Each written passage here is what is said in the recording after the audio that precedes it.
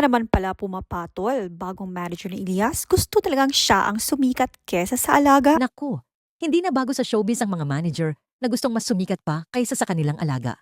Pero this time, spotlight na naman si manager ni Elias na tila mas active pa sa social media kaysa kay Alias mismo.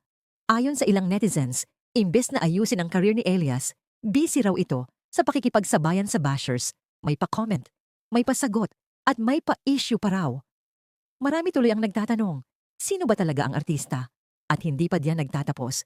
Sa gitna ng issue sa pagitan ni Elias at ng kanyang asawa, imbes na magpatahimik ng gulo, tila may mga pasabog pa raw na galing mismo sa kampo ng manager. Kung ganito nang ganito, baka ang career ni Elias ang mauwi sa wala. Habang ang manager, trending pa rin. Kaya sa mga showbiz wannabes diyan, tandaan, sa likod ka dapat ng spotlight, hindi sa gitna. Abangan ang susunod na chika dito lang sa Was New TV.